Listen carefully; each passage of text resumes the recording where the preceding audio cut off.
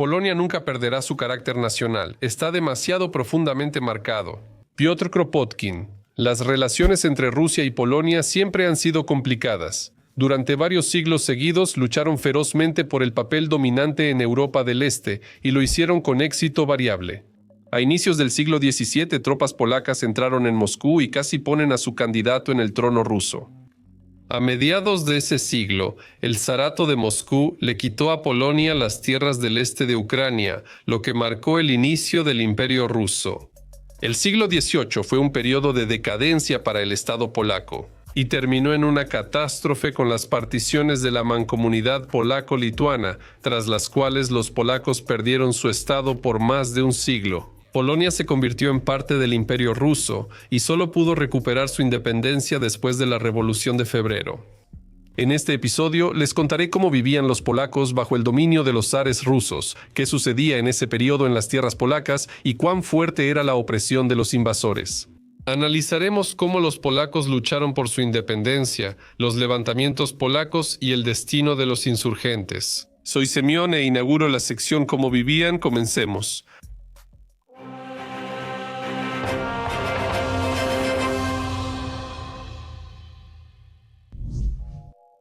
¿Cómo fue que Polonia perdió su condición de Estado?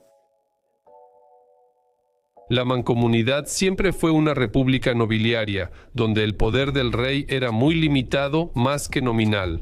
En el siglo XVIII, la nobleza tuvo su mayor poder, pero esto no benefició al Estado polaco. Los grupos de la nobleza, encabezados por poderosos magnates, no solo influían en la política interna y externa de su país, sino que también buscaban apoyo de actores externos, lo cual por supuesto fue una mala idea. En la corte polaca surgieron los partidos austriaco, alemán y ruso, orientados hacia Viena, Berlín y San Petersburgo. Como resultado, ya para mediados del siglo, la Rzeczpospolita se había convertido en un típico estado violento. Los extranjeros no solo determinaban su política, sino que también decidían quién se sentaría en el trono polaco. El último rey de la Rzeczpospolita, Stanisław August Poniatowski, favorito de Catalina II, obtuvo el trono únicamente por la intervención militar rusa, y la votación a su favor ocurrió casi bajo la amenaza de las armas del Imperio ruso. En 1768 se firmó el llamado Tratado de Varsovia, por el cual el Imperio ruso estableció de hecho un protectorado sobre la Rzeczpospolita. En respuesta, los polacos se levantaron en rebelión, lo que llevó a la entrada de tropas rusas en el territorio del Estado polaco. Miles de insurgentes acabaron en Siberia o las estepas de Oremburgo. En 1772 ocurrió la primera partición de la mancomunidad polaco-lituana. Rusia ganó Vitebsk, Polotsk, tierra de Dwina y Livonia. La segunda partición de Polonia se debió formalmente a su nueva constitución, vista en San Petersburgo como un intento de alejarse de la órbita rusa. Rusia recibió las tierras bielorrusas hasta Pinsk y Zbruch, la parte oriental de Polesia y las regiones ucranianas de Volinia y Podolia. La tercera partición de Polonia ocurrió tras el fallido levantamiento de Kościuszko, eliminando al Estado polaco-lituano y dando a Rusia las llamadas 7 provincias orientales. Actualmente, estos territorios pertenecen a Ucrania, Bielorrusia y Lituania. Los polacos obtuvieron una cierta oportunidad de restaurar su estado durante las guerras napoleónicas. Según las condiciones del Tratado de Tilsit, se formó el Ducado de Varsovia, un estado bajo el dominio de Napoleón Bonaparte. Los polacos le simpatizaban, esperando que con el apoyo del emperador francés recuperaran su estado dentro de las antiguas fronteras de la mancomunidad polaco-lituana. Lamentablemente, los franceses perdieron y las tierras polacas regresaron al control de la corona rusa. La decisión final sobre la cuestión polaca se tomó en el Congreso de Viena en 1815.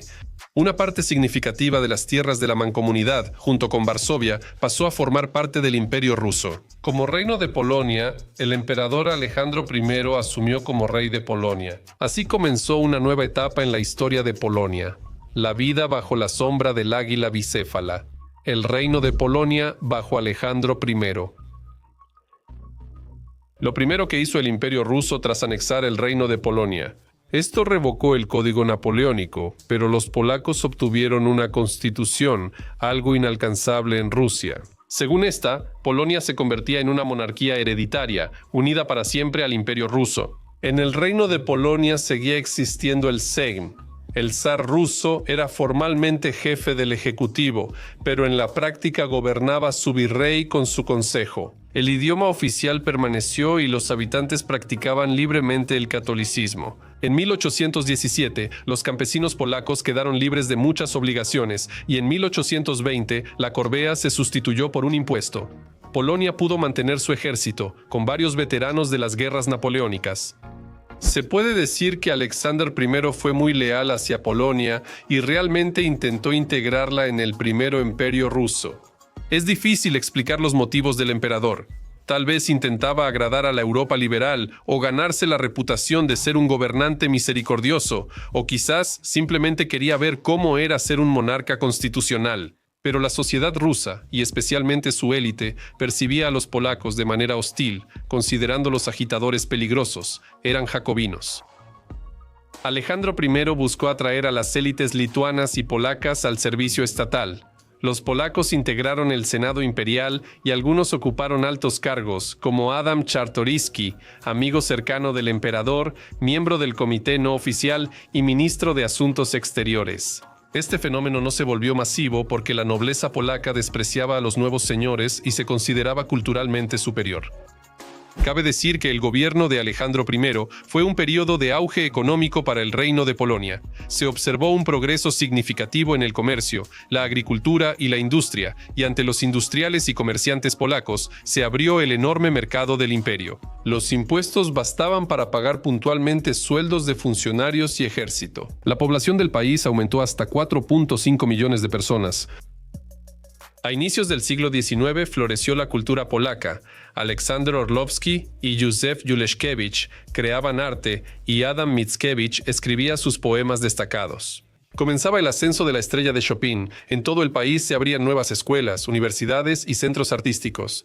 Aunque ocupaban un puesto privilegiado en el Imperio ruso, los polacos no se conformaban, buscaban recuperar la independencia de su nación sin aceptar compromisos. Tras la creación del Reino de Polonia, surgieron sociedades secretas nacionalistas integradas sobre todo por jóvenes estudiantes y militares. La Sociedad Nacional Patriótica buscaba la independencia de Polonia y también impulsar una revolución en Rusia. Sin embargo, en 1822 todos sus miembros fueron descubiertos y arrestados. La tensión en la sociedad polaca aumentó y, 5 años tras la muerte de Alejandro I en 1830, estalló una nueva rebelión que cambió la situación de los polacos en el Primero Imperio ruso. Polonia bajo Nicolai I. Nicolai I, cuyo gobierno comenzó con la revuelta en la Plaza del Senado, nunca fue un liberal, a diferencia de su predecesor. El nuevo emperador no sentía simpatía por los polacos y de inmediato empezó a endurecer las medidas. Es claro que esto no podía terminar bien. En 1830 hubo otra revolución en Francia, lo que inspiró a los polacos a tomar las armas nuevamente. En el gran levantamiento antirracista participaron más de 150 polacos, de los cuales un tercio murió. Después de su brutal represión, una enorme cantidad de polacos políticamente activos fue deportada del Reino de Polonia a lejanas provincias rusas. El levantamiento de 1830 tuvo graves consecuencias políticas para Polonia. Nicolai I creía que los coqueteos liberales con los polacos causaron la rebelión, por lo que abolió la constitución, disolvió el Sejm y eliminó el ejército polaco. El Reino de Polonia perdió su autonomía y pasó a ser parte del Imperio ruso. Incluso el dinero cambió. El zloty local fue reemplazado por el rublo ruso. En las tierras polacas comenzó una política de rusificación masiva, se impusieron restricciones al uso del idioma polaco, la censura zarista prohibió la publicación de obras literarias de Mickiewicz, Lelewel y otros autores polacos. Se cerraron las universidades en Vilna y Varsovia, la iglesia uniata fue prohibida, el clero católico quedó bajo estricta vigilancia y alrededor de 340.000 representantes de la pequeña nobleza polaca perdieron su estatus nobiliario. La actitud de Nicolai I hacia los polacos se demuestra claramente en un caso. Durante su visita a Varsovia en 1835, prohibió a los diputados locales expresarles sentimientos de lealtad para protegerlos de la mentira. Al mismo tiempo expresó: «Necesito hechos, no palabras». Si insisten en sus sueños de separación nacional, en la independencia de Polonia y en fantasías similares, atraerán sobre ustedes la mayor desgracia. Les digo que, ante la menor agitación, ordenaré disparar contra la ciudad, convertiré Varsovia en ruinas y, por supuesto, no la reconstruiré. Polonia durante el reinado de Alejandro II. Nicolai I fue un enemigo declarado de los polacos y del Estado polaco. Por eso la entronización de Alejandro II fue recibida con gran entusiasmo. Y al principio parecía que esas esperanzas incluso se estaban cumpliendo. El nuevo emperador liberó presos políticos, permitió el regreso de algunos inmigrantes y autorizó publicar autores antes prohibidos, incluso a Adam Mickiewicz, quien apoyaba activamente los movimientos clandestinos de su tierra natal. Durante el reinado de Alejandro II en Polonia, surgieron nuevas instituciones educativas que fueron centros clave de vida intelectual. Sin embargo, para los polacos todo esto claramente no era suficiente y organizaron un nuevo levantamiento, aún más feroz. La sociedad polaca, a fines de los años 50 del siglo XIX, estaba influida por la unificación de Italia, la Revolución Austriaca y reformas liberales en Alemania. Los polacos también se sintieron muy animados por los resultados de la Guerra de Crimea, que llevó a un debilitamiento significativo del Imperio ruso en la arena internacional. Los organizadores del levantamiento confiaban en la debilidad imperial, la inexperiencia del joven zar y la ayuda europea. Las expectativas no se cumplieron. El Imperio ruso envió un fuerte contingente a Polonia, y pese a la resistencia, los insurgentes fueron derrotados. Todo concluyó con la ejecución de los más activos y la deportación masiva de polacos a Siberia o trabajos forzados en Zabaikali. Sin embargo, las consecuencias políticas de la derrota fueron más graves. Como castigo por la rebelión, Rusia privó a los polacos incluso de los restos de autonomía. Los órganos de autogobierno, los consejos estatales y administrativos fueron eliminados, y todo el poder fue transferido al gobernador general de Varsovia. Como entidad administrativa, se abolió el reino de Polonia y en su lugar surgió la región del Vístula, en las tierras de la antigua mancomunidad polaco-lituana. En represalia por el levantamiento, el Imperio ruso implementó una política brutal de rusificación. En Polonia, durante Alejandro II, el ruso fue el idioma oficial. En él se hablaba en las oficinas, en las escuelas y universidades. Las tiendas y los teatros también se volvieron rusos, e incluso multaban a quienes hablaban polaco en lugares públicos. En Polonia se impuso el Código Penal ruso. Hubo fuerte censura y se aumentó la persecución contra la Iglesia Católica, en especial la Uniata. Muchos monasterios y templos católicos fueron cerrados o entregados a la Iglesia Ortodoxa. A Polonia llegaron en masa funcionarios rusos, atraídos al servicio por beneficios, salarios más altos y pensiones. Este enfoque atraía a personas de dudosa reputación, así que el funcionario ruso pronto fue sinónimo de corrupto para los polacos. No sorprende que en la sociedad polaca crecieran rápido los sentimientos antirrusos, conocidos hoy por historiadores rusos como rusofobia. Sin embargo, ni siquiera las represalias pudieron quebrantar el orgulloso espíritu polaco. En 1866, los fuertes polacos se rebelaron en Transbaikalia, donde habían sido exiliados tras los hechos revolucionarios en su país. Imagínense, personas que pasaron por arresto, investigación y traslado, estando a miles de kilómetros de su tierra natal, encontraron fuerzas para luchar contra los opresores. Fue entonces cuando nació el famoso lema, por nuestra libertad y la de ustedes. Polonia bajo Alejandro III y Nicolás II. Pese a la dura represión de la rebelión polaca, Alejandro II era visto como liberal. Y, hay que decirlo, había motivos para eso. No solo abolió la servidumbre en Rusia, también realizó otras reformas progresistas. Sin embargo, después de su asesinato, Alejandro III subió al trono, a quien, por mucho que se quiera, es difícil llamar liberal. Su actitud hacia la cuestión polaca fue sumamente dura, sobre todo porque uno de los asesinos de su padre era polaco.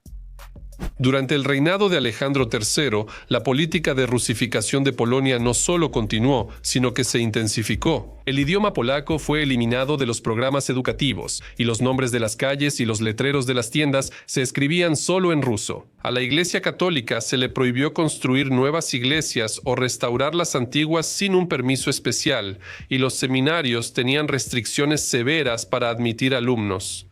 Sin embargo, en ese mismo periodo empezó a cambiar la actitud hacia los polacos dentro de Rusia, principalmente entre los intelectuales rusos. Muchos pensaban que las particiones de Polonia eran injustas y sentían compasión por un pueblo orgulloso sin su propio Estado. Decían que, de todos modos, no se podría convertir a los polacos en rusos, así que era mejor dejarlos ir y permitirles vivir a su manera. Piotr Kropotkin, el famoso anarquista y científico, escribió que a Rusia le convenía mucho más tener a Polonia como un buen vecino que como un país hostil y sometido. Los polacos dejaron de intentar insurrecciones y comenzaron a formar en masa organizaciones clandestinas socialistas, como la Voluntad del Pueblo rusa. Participaron activamente en la Revolución Rusa. Por ejemplo, Józef Pilsudski, entonces joven miembro del Partido Socialista Polaco, sería el futuro creador del Estado polaco. Los polacos recibieron con gran entusiasmo la primera Revolución Rusa de 1905 y participaron en ella de manera muy activa. En toda Polonia hubo manifestaciones masivas que a menudo terminaban en enfrentamientos armados con las tropas. Los revolucionarios polacos emprendieron una cacería contra el poder y entre 1905 y 1906 mataron a casi 800 funcionarios zaristas. Tras la primera Revolución Rusa, empezó a operar la Duma estatal, con participación de diputados polacos. Allí formaron el Kolo Polaco, un círculo polaco, una asociación que abogaba por el derecho del pueblo polaco a separarse de Rusia junto con sus territorios históricos. A finales del siglo XIX y principios del XX florece la cultura polaca. Entonces Władysław Reymont, futuro Nobel, escribe sus mejores obras. Sienkiewicz. Ellos jugaron un papel importante en la formación de la conciencia nacional en las artes visuales. La lucha nacional de liberación aparece en las obras de Gierymski, Grudger, Matejko y Malczewski, así como en el renacimiento del Estado polaco. La Primera Guerra Mundial hizo que polacos del Imperio ruso combatieran contra otros polacos en los ejércitos alemán y austrohúngaro. Las acciones militares más activas en tierras polacas ocurrieron en la segunda mitad de 1914, pero ya para 1915, el antiguo reino de Polonia quedó completamente bajo ocupación germano-austriaca. En 1917, el gobierno provisional ruso reconoció el derecho del pueblo polaco a la independencia. El 29 de agosto de 1918, el gobierno soviético anuló el acuerdo sobre la partición de la mancomunidad polaco-lituana, y el 6 de octubre de 1918, el Consejo de Regencia de Polonia declaró la restauración del Estado polaco. Así que para los polacos, fue precisamente así como terminó una de las etapas más difíciles de su historia, relacionada con la pérdida de su propio país. Sin embargo, las pruebas para el pueblo polaco apenas comenzaban.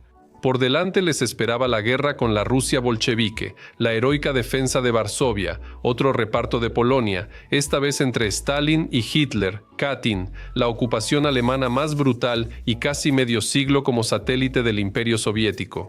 Los polacos lograron una vida normal y tranquila tras la disolución de la Unión de Repúblicas Socialistas Soviéticas y la incorporación de Polonia a la OTAN y la Unión Europea. Esa ya es otra historia completamente diferente. Hasta luego a todos.